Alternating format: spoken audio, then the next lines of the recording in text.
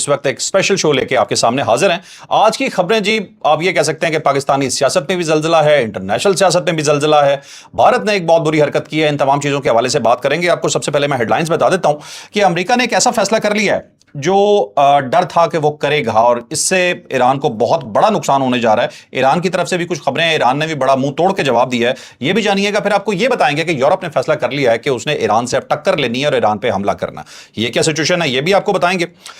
उसके बाद आपको यह बताएंगे जी कि इमरान खान साहब के हवाले से मुल्क से बाहर मुंतकिल करने की बात भी की गई है। ये क्या सिचुएशन चल रही है, हुकूमत बहुत टफ टाइम दे रही है, लेकिन उधर से इमरान खान साहब के बाहर जाने की भी बात की जा रही है। ये चल क्या रहा है, ये आपको पूरी सिचुएशन बताएंगे। उसके बाद आपको बताएंगे जी कि फील्ड मार्शल के पास आखिरकार ईरानी फिर आ गए हैं दोबारा से। अब की बार क्या सिचुएशन है, क्यों आए हैं, ये भी जानिएगा। फिर आपको ये बताएंगे कि हमारा ये कहना मुझे अच्छा नहीं लगता, लेकिन इसके अलावा मेरे पास अल्फाज नहीं है कि हमारा दरीना दुश्मन जो भारत है, जो हर वक्त इस ताक में लगा रहता है कि किसी तरह से पाकिस्तान को कोई नुकसान दिया जाए, तो भारत ने एक ऐसी हरकत कर दी है जो पूरी दुनिया में शायद ही कहीं आपको होती हुई मिलेगी, और की भी उसने पाकिस्तान के साथ है। पाकिस्तान की हाई कमीशन की सिक्योरिटी को वापस ले लिया गया है। आखिर वो करना क्या चाहता है दिल्ली में हाई कमीशन के साथ, ये एक स्टोरी होगी, ये आपको बताएंगे। पाकिस्तान ने क्रिकेट में नाक कटवा दी है जी। एक ऐसा वाकया हुआ है पाकिस्तान क्रिकेट के दौरान जो इससे पहले कभी भी हिस्ट्री में नहीं हुआ, ये भी जानिएगा। फिर आपको बताएंगे एक फरियाल गौहर, आपने एक नाम सुना होगा, पाकिस्तान की बड़ी माया नाज एक्ट्रेस हैं, उन्होंने अपनी एक दास्तान सुनाई जिसने बहुत से लोगों को रुला के रख दिया। तो ये होगा जी आज का वीलॉग। और खबरों की डिटेल में जाने से पहले आपको एक छोटा सा रिमाइंडर कि चैनल को लाइक, शेयर और सब्सक्राइब करना आपने नहीं भूलना। हमारा WhatsApp link, Twitter link, Facebook link और टिकटॉक लिंक जरूर ज्वाइन कीजिएगा। अब चलते हैं खबरों की डिटेल की जानिब। तो सबसे पहले जो खबर आपको देने जा रहा हूं वो है जी इमरान खान साहब के हवाले से। 18 अगस्त को फैसला आता है सुप्रीम कोर्ट का कि इन्हें 2 दिन में अस्पताल मुंतकिल किया जाए, और शिफा का नाम आता है, शिफा हॉस्पिटल का, जो कि इस्लामाबाद में वाक़ है। अब यहां पे क्या होता है जी कि जैसे ही ये बात की जाती है तो हुकूमती हलकों से पहले आता है कि ठीक है जी हमें तस्लीम है, हम करेंगे, लेकिन उसके बाद एक सेकंड थॉट आता है। उस सेकंड थॉट में वो कहते हैं कि नहीं, हमने शिफा मुंतकली नहीं करनी, हमने मुंतकली करनी है पिम्स में, और उसके लिए वो दरखास्त दायर करते हैं और दरखास्त जाती है सुप्रीम कोर्ट में नजर सानी के लिए।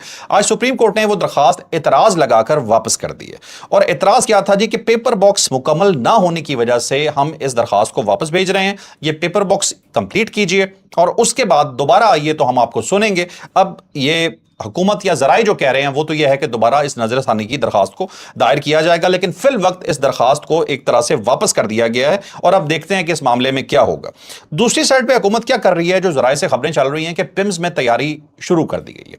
पिम्स में सिक्योरिटी का जायजा लिया जा रहा है, पिम्स के अंदर देखा जा रहा है, वहां एक मेडिकल बोर्ड तश्कील देने की बात की जा रही है, और तैयारियां शुरू हो चुकी हैं। अब क्वेश्चन ये है कि एक साइड पे हुकूमत का अदालत का एक ऑर्डर है सुप्रीम कोर्ट का कि इमरान खान साहब की जो रिपोर्ट है उसे देखते हुए कि उन्हें हॉस्पिटल मुंतकिल किया जाए। रिपोर्ट में भी छोटा सा आपको रिमाइंडर देता जाऊं, जो मेन चीज सामने आई थी वो ब्लड प्रेशर और एंजाइटी आई थी कि इसकी ट्रीटमेंट करनी है, और पीटीआई का ये कहना है कि ये चीजें अगर आगे बढ़ जाती हैं, एंजाइटी या ब्लड प्रेशर, तो ये किसी खतरनाक बीमारी की तरफ जा सकती हैं। जबकि जो डॉक्टर्स हैं उन्होंने जो मेडिकेशन दी हुई है उस मेडिकेशन को अगर देखते हैं तो कोई इतना खतरा महसूस नहीं होता, लेकिन बहरहाल अदालती एक ऑर्डर है, तो उस ऑर्डर को देखते हुए अब हुकूमत को यह मुंतकली करनी थी।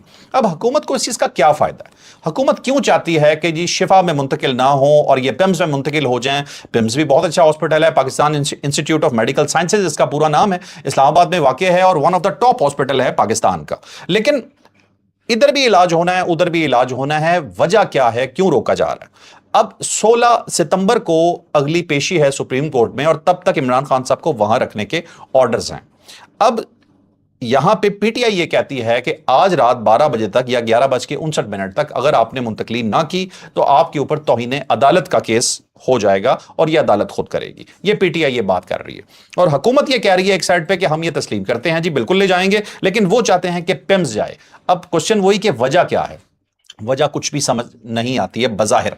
ज्यादा से ज्यादा अगर आप कॉन्स्पिरेसी थ्योरीज के ऊपर जाएं या देखें तो एक चीज ये होती है कि प्राइवेट हॉस्पिटल के अंदर उस वक्त उस तरह से गवर्नमेंट का कंट्रोल नहीं होगा, या शायद उन्हें यह डर हो कि कोई चीज मैनिपुलेट ना कर दी जाए, वहां पे कोई रिपोर्ट्स के अंदर कोई चीज कहीं से कोई आगे पीछे ना हो जाए, तो गवर्नमेंट को यह डर हो कि कोई ऐसी चीज सामने ले आई जाए जो चीज हो ना और दिखाई जा रही है, और हम कहें उसके बाद जब डॉक्टर्स की रिपोर्ट होगी तो हम कुछ कह नहीं पाएंगे। यह सब स्पेकुलेटरी थ्योरीज हैं, इस तरह की बातें हो रही हैं।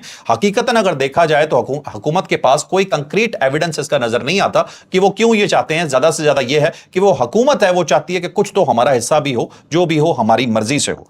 लेकिन इस तमाम सूरत हाल के बाद एक चीज और एमर्ज करती है, और वो चीज मुझे सबसे अजीब लगी, और मैंने सोचा वो पूरी खबर ही मैं आपको पढ़ के बताता हूं। डॉक्टर तारिक फजल चौधरी, ये वफाकी वजीर हैं, इनका एक बयान है।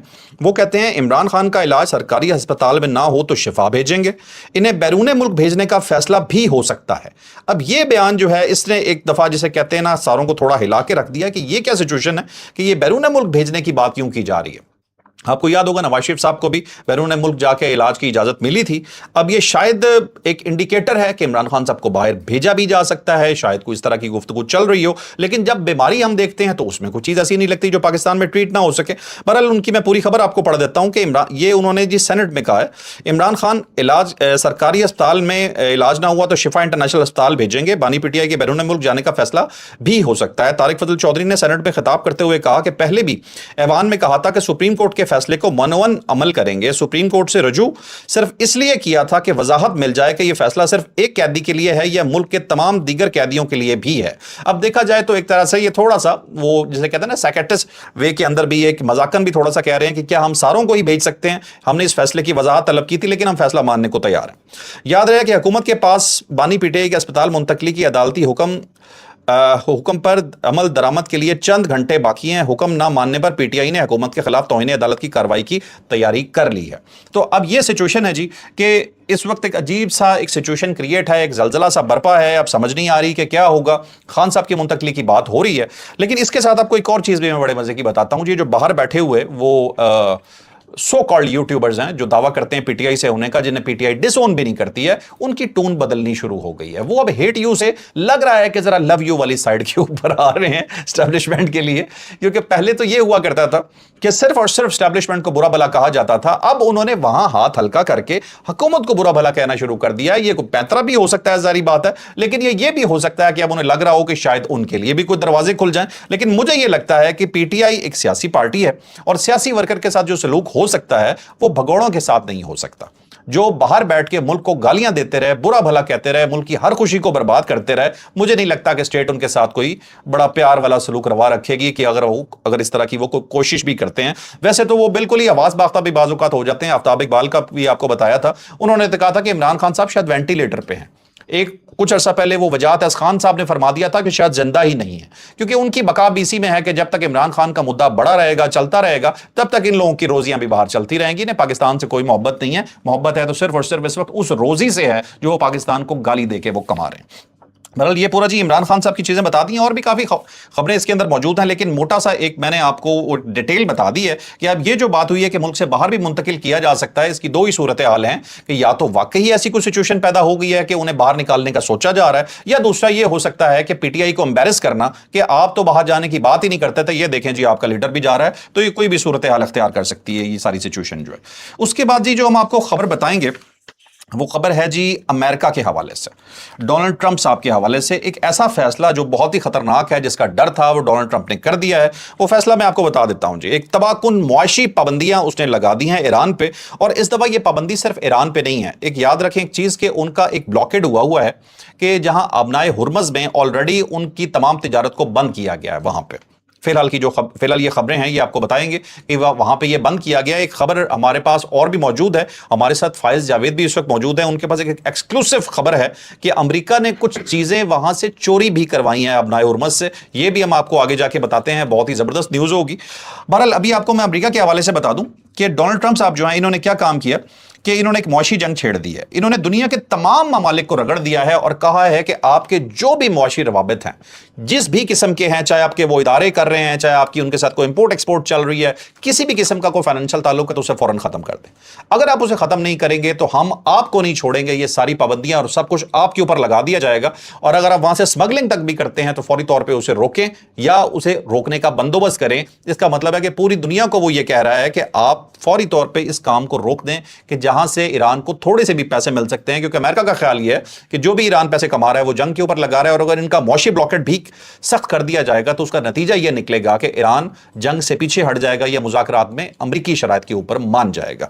तो ये इन्होंने किया। आपको याद हो कल भी एक खबर दी थी यूएई के हवाले से, ये $21 बिलियन की जो तिजारत है वो पहले ही यूएई ने ब्लॉक कर दी है। 2 बैलिस्टिक मिसाइल का इल्जाम लगाया कि ईरान ने हम पे मारे, ईरान ने मना कर दिया, ईरान ने कहा हमने नहीं मारे, ये फॉल्स फ्लैग ऑपरेशन है। लेकिन यूएई ने इसी के बिहाफ पे कहा कि हम आपसे जितनी तिजारत कर रहे थे वो खत्म है। सबसे ज्यादा तिजारत जो है वो ईरान और यूएई की आपस में ही चल रही थी।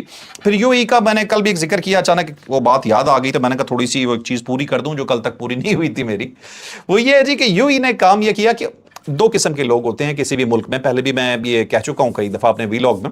एक होता है ऑफिशियल स्पोक्समैन और एक होता है अनऑफिशियल। ऑफिशियल वो होते हैं कि जो जैसे दफ्तर खारजा को बयान देता है। अनऑफिशियल वो लोग होते हैं कि जिन्हें बस कह दिया जाता है कि आप लोग शुरू हो जाओ। इसी तरह के ईरान के पास भी हैं, जैसे एक नाम मैं इब्राहिम रजाई का लिया करता हूं। इसी तरह से एक चाइना के पास है जिनका नाम डॉक्टर विक्टर गाओ है। इसी तरह से कुछ लोग हैं जो यूएई के भी हैं, एक करकाश साहब हैं। इसी तरह के कुछ और उनके एनालिस्ट हैं, उन्होंने फरमाना शुरू कर दिया पाकिस्तान के अगेंस्ट जाके। उन्होंने कहना शुरू कर दिया जी कि ये जो सह मुल्की मुआहदा हुआ है, पाकिस्तान तो कर्जों पे चल रहा है, आप क्या कर लेंगे। भाई आपसे हमने कर्ज लिया था, वो कर्ज हमने आपको सूद समेत वापस किया है। आपने कोई हमें एड नहीं दी थी, एक कर्ज था और कर्ज आपको वापस कर दिया गया। इनफैक्ट अगर मैं बहुत ही खुले अल्फाज में कहूं तो आपके मुंह पे मारा गया था, क्योंकि आपने ये उस वक्त डिमांड की थी कि जिस वक्त पाकिस्तान एक सिचुएशन में फंसा हुआ था। और आपने किसके कहने पे की होगी? जाहिर सी बात है पीछे इसराइल है। आपको इसराइल से डर लगता है, आप इसराइल से बात करने से भी घबराते हैं, दोस्त बनाते हैं ताकि हमें ना मारो। लेकिन पाकिस्तान इसराइल को आंखें दिखाता है, ये वो मुल्क है। तो लिहाजा हम अपनी हिफाजत भी करना जानते हैं और अपने दोस्तों की हिफाजत भी करना जानते हैं, हम दुनिया की सालसी कराना भी जानते हैं। आप अपने मुल्क को संभालिए जिसे मार मार के ईरान ने कद्दू बना दिया। चलें जी, ये दरमियान में एक चीज याद आई तो मैंने कहा जी मैं दोबारा इस चीज को दोहरा देता हूं। अब मैं चीज आगे जी आपको बताते हैं थोड़ा सा जी ईरान के हवाले से कि ईरान का क्या पर्सपेक्टिव चल रहा है तमाम मामले के अंदर। उसके बाद आपको भारत की खबर बतानी है, बहुत ही ज़बरदस्त खबर है। और साथ ही हम फिर शामिल करेंगे, हमारे साथ कुछ एक्सक्लूसिव न्यूज़ लेके आए हुए हैं फाइज जावेद, उसको भी ईरान के हवाले से। जी मैं पहले आपको बता दूं, नई जंग छेड़ दी गई है, ठीक है जी। तो ईरान पहले से ये ईरान के पासदारान कह रहे हैं कि अगर नई जंग छेड़ी गई तो ईरान पहले से ज्यादा तबाहकुन हथियारों के साथ हमला करेगा। अब ये मसला क्या है? पासदारान ने कहा है कि हमने मजीद नए हथियार डेवलप कर लिए हैं, नए किस्म के वॉर हेड डेवलप कर लिए हैं जो एक्यूरेट भी हैं और लीथल भी ज्यादा हैं, और बहुत सी ऐसी चीजें हैं जो हमने आपको दिखाई ही नहीं है। अब की बार आपने हमसे पंगा लिया तो हम आपको रगड़ के रख देंगे, ऐसे ऐसे हथियार हमारे पास मौजूद हैं। फिर अब्बास इराक्ची साहब ने एक बात की है कि अमेरिका ने ये जो मुआशी पाबंदियों का ऐलान जंग जिसे वो बोल रहे हैं अमेरिका वाले, कि बहरान से तवज्जो हटाने की कोशिश है जो अमेरिका में बहरान आया है। इसके अंदर एक डिटेल खबर यह है कि न्यूयॉर्क टाइम्स ने खबर दी थी कि अमेरिका का कर्ज जो है वो $40 ट्रिलियन तक पहुंच चुका है। जी दुनिया के तमाम ममालिक जो है ना वो कर्ज लेते हैं, अमेरिका सबसे मकरूज मुल्क है, इंडिया पे बहुत कर्ज है। ये जो कर्ज की भी एक दास्तान है ना, ये फिर कभी इसे आपको अलग थोड़ा सा इस चीज को एक्सप्लेन करेंगे कि ये होता क्या है। बहरहाल उन्होंने कहा कि ये तो खुद इतने मकरूज हैं और एक साइड पे हम पे मौशी पाबंदियों की बात कर रहे हैं और दूसरी साइड पे ये सिर्फ अपनी ये इन बहरानों से तवज्जो हटाना चाह रहे हैं, तो ये इनका मकसद था। फिर एक चीज ये हुई है जी कि अब्बास इराक्ची साहब ने फील्ड मार्शल को कॉल किया, फील्ड मार्शल आसिम मुनीर को। और जाहिर सी बात है कि जब मैं ये खबर देखता हूं तो इस खबर के अंदर जो एक मवाद मुझे मिलता है, मुझे लगता है वो सिर्फ पहले से लिखा गया था। कि जैसे कि ये ईरानी मीडिया ने वैसे दावा किया कि ताज़ा तरीन सूरत हाल पर गुफ्तगू हुई है, ऐसा नहीं होता। दर हकीकत कहानी और होती है। होता यह है कि अब आप फंस गए हैं, अब आपको पता नहीं चल रहा कि करना क्या है, तो फिर आप रिक्वेस्ट करते हैं दोबारा अपने दोस्तों को और कहते हैं कि हमें इस मामले से निकालिए या सिचुएशन यहां पहुंच चुकी है। अब पाकिस्तान जो एक अरसे से ईरान को समझाता आ रहा है, बार बार कहता आ रहा है कि भाई इस मामले को खत्म करो, खत्म करोगे तो तुम भी मौशी तौर पे अपनी बहाली कर पाओगे, जो उससे पहले उनके हार्डलाइनर्स को समझ नहीं आ रहा था। तो शायद वो अब समझ आना शुरू हो गया है और दोबारा पाकिस्तान को कहा जा रहा है दरमियान में आने के लिए। तो मुझे एक सूरत हाल इस तरह की नजर आ रही है। तो ये होगी जी हमारी ईरान वाली स्टोरी। अब मैं चाहता हूं जी कुछ स्टोरीज हमारे पास और बड़ी जबरदस्त हैं। भारत की एक बड़ी क्लासिकल स्टोरी हमारे पास है, लेकिन उससे पहले फाइज से मैं कहूंगा कि जरा आप मुझे कुछ बताइए, आपके पास कुछ एक्सक्लूसिव है आज? जी अस्सलाम वालेकुम। एक्सक्लूसिव तो इसी के कुछ नंबर्स हैं जो ईरान वाली स्टोरी है। साथ में एक ये है कि अमेरिका चोरी करता रहा है हुर्मुज़ से, उसकी स्टोरी है हमारे पास। और दूसरा ये है कि इस जंग के अंदर 2 अमेरिका देखने में सामने आ रहे हैं। एक अमेरिका तो वो है जो कि अब सेकेंडरी सैंक्शंस लगा रहा है, ईरान को निचोड़ना चाह रहा है, उसे तहस नहस करना चाह रहा है। और दूसरी तरफ वो अमेरिका है, जैसे आपने बताया, जो खुद कर्जों के अंदर डूबता जा रहा है, जो खुद अपने आप को कंट्रोल नहीं कर पा रहा। तो सबसे पहले ईरान वाली चीज़ पे हम आते हैं। अब ट्रंप ने जो कहा कि स्पेसिफिकली कुछ चैनल्स हैं जिन्हें ब्लॉक करेगा, जिसके अंदर ऑयल स्मगलिंग आ गई, आपकी करेंसी स्वैप लाइंस आ गई जिसमें करेंसी एक्सचेंज होते हैं, आपके कैश ट्रांसफर्स रोके जाएंगे उन्होंने कहा। साथ उन्होंने कहा कि एक्सचेंज हाउसेस जो भी करेंसी एक्सचेंज में या स्टॉक के अंदर इन्वेस्टमेंट्स में हेल्प कर रहे हैं उन सबको भी पकड़ा जाएगा, जो ईरान को हेल्प कर रहे हैं, जो भी ईरान को, मतलब थर्ड वर्ल्ड कंट्रीज जिसके अंदर ये cash transfer, banking network, ship registries, या आप कह सकते हैं कि शेल कंपनीज हैं जो कि ईरान को हेल्प कर रहे हैं, तो उन्हें उनसे भी बदला लिया जाएगा, उन पे भी सैंक्शंस लगाए जाएंगे। 25% तो वैसे लगाया हुआ है, ईरान तो बेचारा पिछले 46 सालों से सैंक्शंस के अंदर ही डूबा हुआ है, तो अब वो कह रहे हैं कि हम बाकियों पे लगाएंगे। ये एक्चुअली धमकी जो थी ये ईरान के लिए नहीं थी, ये एक्चुअल धमकी जो थी ये इमरातियों के लिए, ये पाकिस्तान के लिए, ये चाइना के लिए, टर्किश के लिए, रशिया इन के सब लिए। के, रशिया के लिए, इन सब के लिए थी, क्योंकि 90% फ्यूल जो है ईरान से वो तो चाइना खरीद रहा है। लेकिन देखिए इस सारे सिनेरियो का जो सबसे ज्यादा नुकसान होगा वो चाइना को नहीं होगा। चाइना ठीक है। पहले से देखें आप ब्लॉकेड या कोई भी सैंक्शन उस पर लगा सकते हैं जो कि यूएस डॉलर के अंदर ट्रेड कर रहा है, ठीक है। क्योंकि यूएस डॉलर अमेरिकन बैंकिंग से होके जाता है, तो आप यूएस डॉलर्स की जो हेर फेर है उसे रोक सकते हैं। चाइना जो है वो पहले से ही अपनी करेंसी में परचेजिंग कर रहा है, और ठीक है। चाइना ने अपना एक सिस्टम डेवलप कर लिया हुआ जो हम लोगों ने पिछले व्लॉग्स में कवर भी किया था, सही। तो इसलिए चाइना को वो सैंक्शन नहीं कर सकता, वो इस सारी चीज में नहीं कर सकता। सबसे ज्यादा नुकसान जो होगा वो मेरे ख्याल से इराक का होगा सबसे पहला, जो कि एनर्जी और गैस ही ईरान से ले रहा है। उसके बाद जो नुकसान होगा वो ईरान को इटसेल्फ ऑफ कोर्स होगा बहुत ज्यादा, क्योंकि उनकी जितनी ट्रेड्स हैं वो यहीं से हो रही हैं। अगर मैं ट्रेड का वैसे आपको डाटा बताऊं तो आज मैं यही देख रहा था कि ईरान के अंदर इंपोर्ट्स जो हैं वो करता है सबसे ज्यादा चाइना से इंपोर्ट करता है, जो कि 26% चीजें ईरान के अंदर जो आती हैं वो चाइना से इंपोर्ट होकर आती हैं। ठीक हो गया। ठीक है, 18% यूएई से, फिर टर्की से वो करता है 12%, इंडिया से करता है 8%, तो इंडिया भी इस लिस्ट के अंदर शामिल है। 25% की सैंक्शन उस पर लगी हुई है, 25% टैरिफ लगा हुआ है। ये इंपोर्ट्स हैं कि किन किन कंट्री से ईरान इंपोर्ट कर रहा है चीजें, ले रहा है चीजें, ठीक है। ठीक साउथ कोरिया से 6% लेता है, ठीक है। अगर आप टोटल ईरान की 2025 की इंपोर्ट्स और एक्सपोर्ट्स देखें तो उसमें आपको पता चलता है कि 69.4 बिलियन डॉलर की इसकी इंपोर्ट्स हैं ईरान की 2025 की, और 113.2 बिलियन डॉलर की एक्सपोर्ट्स रही हैं इसकी, जिसके अंदर फ्यूल और ये सब चीजें आ जाती शामिल हैं है इस साल में। 2025 ऑफ कोर्स जो 25-26 2 साल या नहीं नहीं पिछला वाला साल 25-26 करते हैं हाँ ना? जी, नहीं ये 2024-25 से जो का डाटा था ओके, तब तक की ये हैं। अब तो ऑफ कोर्स इससे काफी ज्यादा डिक्लाइन भी हो गई हुई है, लेकिन मजीद इन सैंक्शंस के बाद और ज्यादा डिक्लाइन होने का खतरा है। ठीक है। और पाकिस्तान को खासतौर पे, क्योंकि हम लोगों की जो फॉर्मल ट्रेड है ईरान के साथ वो वैसे तो 3 बिलियन डॉलर की है, ठीक है। जो फॉर्मल ट्रेड है, जिसके अंदर हमने 26 अप्रूव्ड कमोडिटीज हैं जो कि हम ट्रेड करते हैं, जिसके अंदर अंडे आ जाते हैं, दूध आ जाता है, कपड़े आ जाते हैं, मेटल्स आ जाते हैं, ये सारी चीजें हम उनसे ट्रेड कर रहे होते हैं। हमारी ट्रेड अभी तक बार्टर है, ये भी जहन में रखें कि हम उन्हें कोई पैसे नहीं दे रहे होते, पैसे ले नहीं रहे होते, बार्टर होता है। हमने अपना कुछ सामान दे दिया, उनसे कुछ सामान उसके एक्सचेंज में ले लिया, लेजर हमेशा बैलेंस्ड रहता है। ठीक है। अब 4 और 5 अगस्त के बीच में पाकिस्तान ईरान का जॉइंट ट्रेड कमेटी भी बैठी थी, 10वीं उसकी जो किस्त थी। इन्होंने डिसाइड किया था कि हम 2030 तक इसे 10 बिलियन डॉलर की ट्रेड पे लेके जाना चाहते हैं, जो कि अब मेरे ख्याल से सारा प्लान ही डीरेल होता जाएगा। एक तो ये खबर थी। दूसरी हम लोगों के पास मेरे ख्याल से आपकी खबर कवर करने के बाद आते हैं, वो अमेरिका की है। 40 ट्रिलियन डॉलर जो उस पर मकरूज हो गया है इस टाइम तक अमेरिका, तो उस पे कुछ डिटेल्स हैं। वैसे अगर कहते हैं मैं क्विकली आपको बता देता हूं, आप बता दें इसका, बता दें इसका क्विकली, लेट्स गो ओवर दीस। आप अमेरिका जो है इस टाइम पे 40,000 अरब डॉलर का मकरूज है, और ये सारा जो कर्जा है ये पिछले 9 साल के अंदर डबल हुआ है। यानी कि अभी से आप अगर पीछे चले जाएं 2017 में ये 20 ट्रिलियन डॉलर था, और इससे अगले 9 साल के अंदर ये डबल हो गया है। और इसमें से भी आखिरी 10 ट्रिलियन डॉलर जो है वो पिछले 4.5 साल के अंदर एड अप हुआ है। और अगर ये इसी तरह से एड अप होता जाता है, ईयर ऑन ईयर ये चलता रहेगा, तो इंटरेस्ट रेट ऊपर जाते रहेंगे। इंटरेस्ट रेट को ऊपर जाने से एक तो अमेरिकी मईशत जो है वो भी तबाह होगी, और एक इकोनॉमिक डिसऑर्डर क्रिएट हो जाएगा जो कि पूरी दुनिया जिसका शिकार हो सकती है। अभी तक जो देखने वाली चीजें हैं उसमें ये नजर आ रहा है। उस तरफ भी प्रेशर है, और अमेरिका के अपने ऊपर तो उससे भी ज्यादा प्रेशर है फाइनेंस का इस टाइम पे। ठीक है, चले अब जरा दूसरी स्टोरीज कुछ लोकल और मैं शामिल कर लेता हूं। शहबाज शरीफ साहब की भी एक बहुत बड़ी स्टोरी है जी कि अपोजिशन के साथ मुज़ाकरात के लिए तैयार है, मगर ताली दोनों हाथों से नहीं बजती। तो ये एक अच्छी डेवलपमेंट है, लेकिन इस वक्त को अगर देखा जाए जिसमें इमरान खान साहब की मुंतकली के हवाले से बातें हो रही हैं, तो उसके हवाले से ये काफ़ी बड़ी डेवलपमेंट नजर आती है। अब प्रॉब्लम यह है जी कि कुछ लोगों को ये लगना शुरू हो गया कि गवर्नमेंट को खतरा है, और कुछ लोगों को गवर्नमेंट में वैसे परेशानी है, ऐसा नहीं कि परेशानी नहीं है।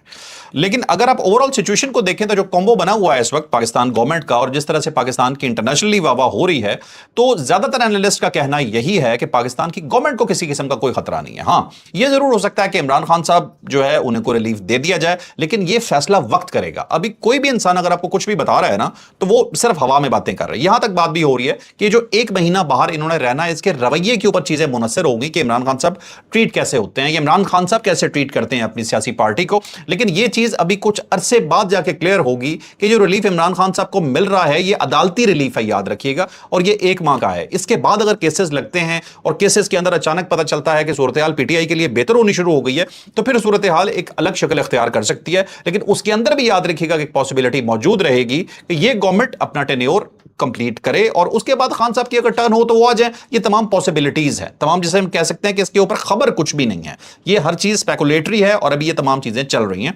कुछ अर्सा जब ये चीजें कंफर्म होंगी तो मजीद आपको बताएंगे। बहरहाल जी, अब बहरहाल होता ही है कि बहुत सारी स्पेकुलेशन के अंदर भी बहुत सारा सच मौजूद होता है, लेकिन हमारे पास जब तक उसका रिटर्न कंक्रीट एविडेंस मौजूद ना हो तब तक हम आपको एथेंटिकली नहीं बता सकते कि एक्चुअल में क्या है। लेकिन बहरहाल बज़ाहिर एक रिलीफ जरूर नजर आ रहा है। अब आपको लेके चलते हैं जी भारत वाली साइड से, जी कि भारत अब हमारा वो हमसाया जिससे हमेशा से पाकिस्तान से तकलीफ है।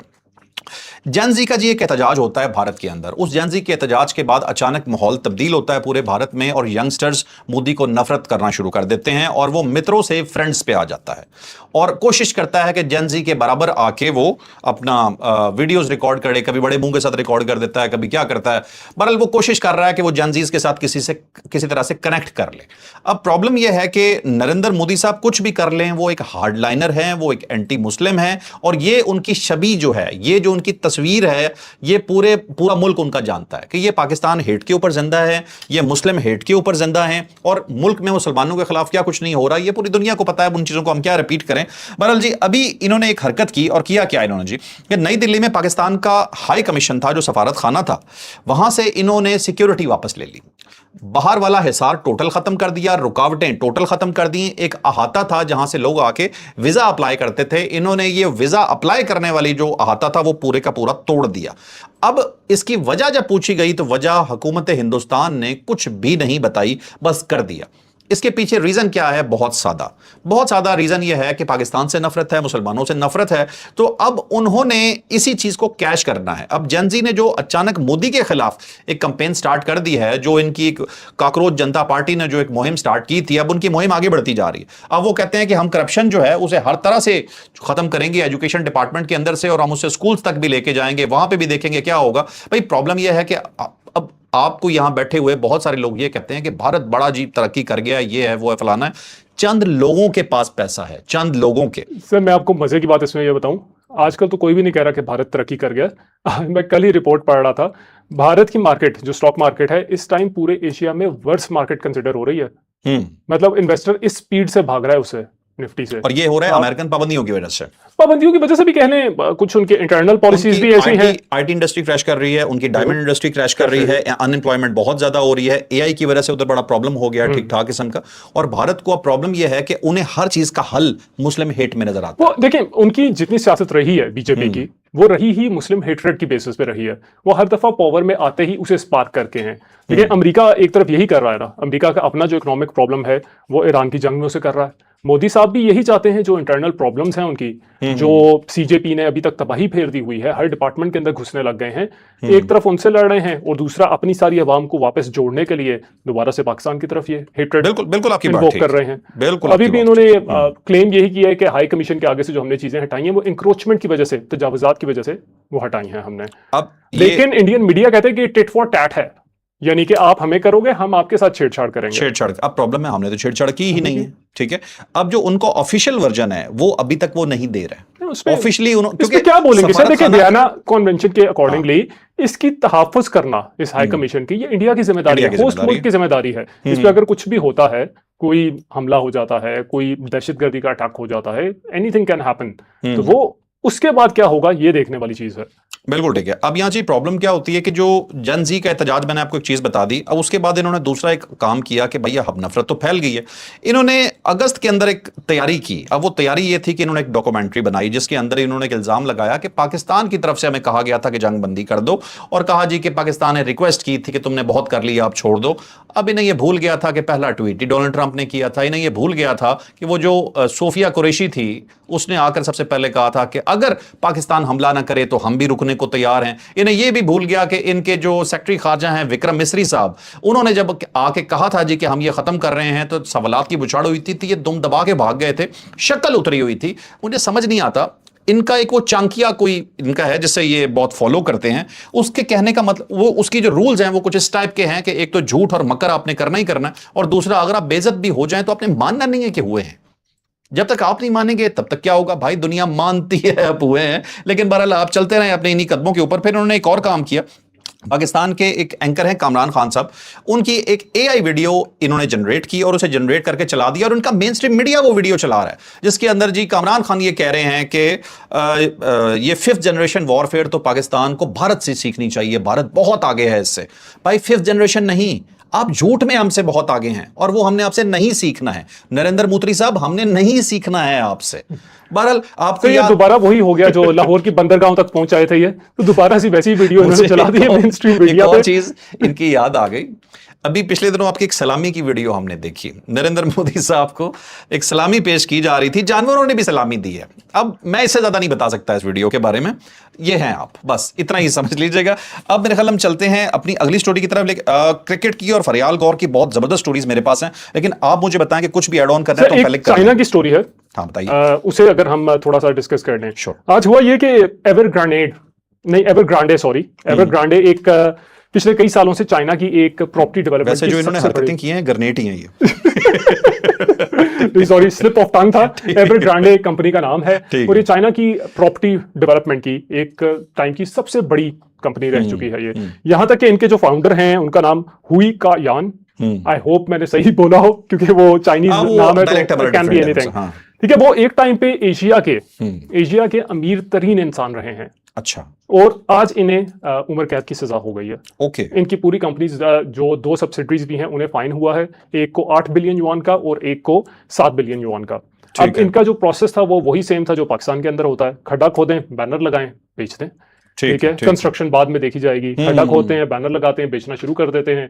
जो पैसा इकट्ठा होता है उससे हम अगला प्लॉट लेके वहां पे कंस्ट्रक्शन शुरू कर देते हैं। पाकिस्तान के अंदर भी मेनली काफी सारी कंस्ट्रक्शन इसी तरह से हो रही होती है। अब ये इसी तरह से साइकिल इनका बड़ा अच्छा चलता रहा। एशिया के रिचेस्ट इंसान बन गए वो, कंपनी भी आसमानों पे थी, मतलब चाइना की सबसे बड़ी प्रॉपर्टी डेवलपर की कंपनी। हुआ ये कि 2021 के अंदर ये इनका जो पूरा साइकिल था वो टूट गया। कोई एक प्रोजेक्ट या 2 प्रोजेक्ट स्टक हो गए, किसी वजह से इकोनॉमिक बर्डन आ गया, उसकी वजह से वो स्टक हुए। वहां से ये सारी चीज रोल डाउन होना शुरू हो गई। पूरा स्ट्रक्चर जो बिल्ड किया हुआ था सारा फॉल होना शुरू हुआ। और अभी तक लोगों ने पैसे भरे हुए हैं, वो हैंड ओवर नहीं हो रहे अपार्टमेंट्स। अल्टीमेटली कोर्ट ने सारी चीज को उठा लिया और $300 बिलियन की लाइबिलिटीज, $300 बिलियन की लाइबिलिटीज इनके ऊपर हैं। अच्छा। जिसकी बेसिस पे इन्हें भी सजा दी गई है और इनके साथ साथ 5 और लोगों को इनकी कंपनी के जो हैं उन्हें भी 18 साल की सजा सुनाई गई है। और इनसे कोई भी पॉलिटिकल जो भी ये कर सकते थे उसके भी इनसे छीन लिए गए हैं। बिल्कुल ठीक है जी। ये जी चाइना का आपने देखा, ये होता है जी कानून को नाफिज करना। लेकिन आप एक बात याद रखिएगा, हम पाकिस्तानी जिस तरह के आदी हैं, अगर हमें चाइना के माहौल में रहना पड़ जाए ना, 4 दिन में चीखें निकल जाएंगी।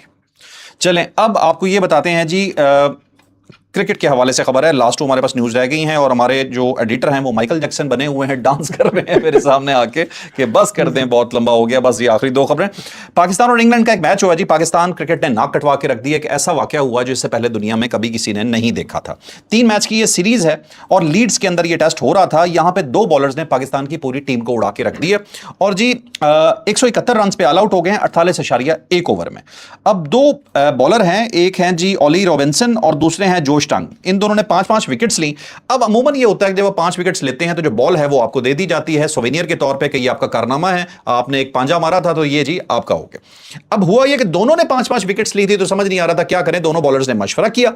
उन्होंने कहा जी कि अगर हम इस बॉल को आधा कर लें तो फिर बड़े हंसे। उन्होंने कहा ये तो बड़ा जबरदस्त एक फार्मूला है। इन्होंने ग्राउंड स्टाफ को बुलाया और पूछा कि ऐसा हो सकता है? उन्होंने कहा जी हो जाएगा। उन्होंने 2 टुकड़े किए बॉल के, एक टुकड़ा एक बॉलर ले गया, दूसरा टुकड़ा दूसरा बॉलर ले गया। अब प्रॉब्लम सिर्फ ये नहीं है जी कि आपने एक बुरी परफॉर्मेंस की, बल्कि एक ऐसी चीज आपके मैच के अंदर हो गई आपकी बुरी परफॉर्मेंस की वजह से, जो जिंदगी भर अब आपके नाम के साथ टैग की तरह चिपकी रहेगी कि आपकी इस बुरी परफॉर्मेंस से एक जिंदगी में एक दफा बॉल भी आदी की गई थी, तो आपने बॉल कटवा दी। दुनिया इसे याद रखेगी, पाकिस्तान क्रिकेट टीम ने बॉल कटवा दी। बॉल कटवा दी जी, ये है जी बहुत बड़ी चीज है। आप चलते हैं जी फरियाल गौर की स्टोरी पे।